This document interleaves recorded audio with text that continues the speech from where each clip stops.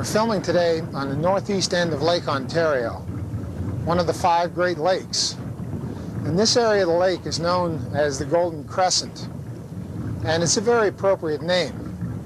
First, this section is crescent-shaped. We're going from Henderson Harbor around to Sackett's Harbor to Pillar Point, to Point Peninsula, and to Cape Vincent.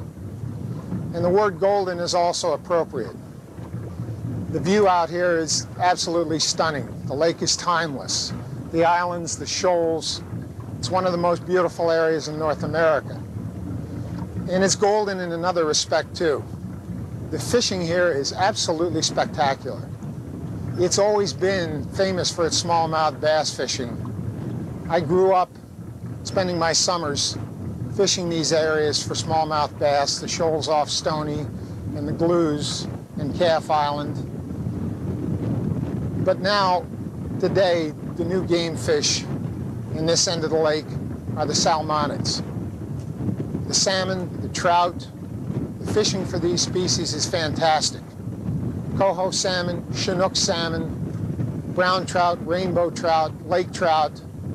This is a huge booming business in Lake Ontario, as it is in many of the Great Lakes. The lake trout, however, were always here, but the lampreys control them. And the lampreys are a primitive vertebrate, parasitic, that kept the lake trout populations for many, many years at a very low level. But the province of Ontario and New York State underwent a massive program to control the lampreys. Once the lampreys are controlled, the lake trout population and all the other stock salmonids have literally taken off. Fish up to 30 pounds, excellent fishing, and great tourism. But there are some dark clouds on the horizon. If you look at the New York State Fishing Guide, you'll notice inside the front cover that the New York State Department of Health recommends that you eat no salmon or trout from Lake Ontario, as well as other waters in New York State. But in this particular case in Ontario, no trout over 20 or 25 inches, depending on the species. Now remember, this is a recommendation. The recommendation is because there are a lot of toxic chemicals that are present in the tissues of these big fish. Now, I mention the fact that it's a recommendation because really what it boils down to is a personal choice. A lot of people don't agree with the recommendations of the Department of Health. And in fact, some of the people I've talked to that are employed by the Department of Environmental Conservation think that these regulations are too stringent. There are ways to reduce it.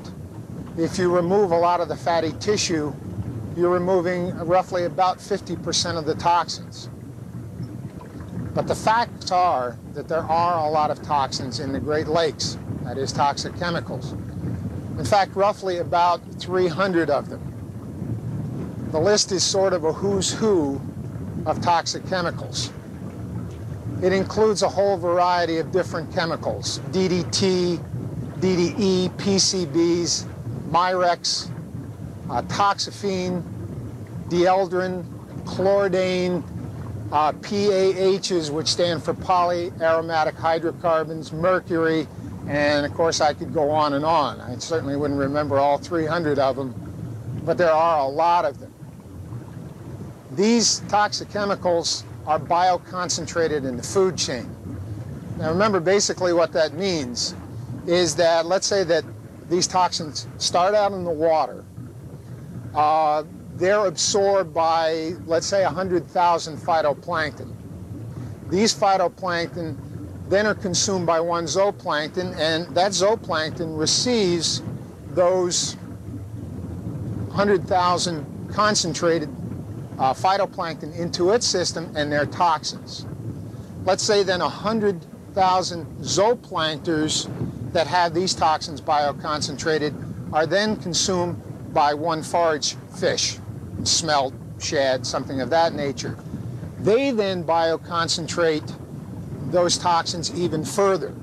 If thousands of those smelt are consumed by one coho salmon, then you're talking about a factor where you may have concentrations of 100,000 times or more of the original toxin that was present in the water.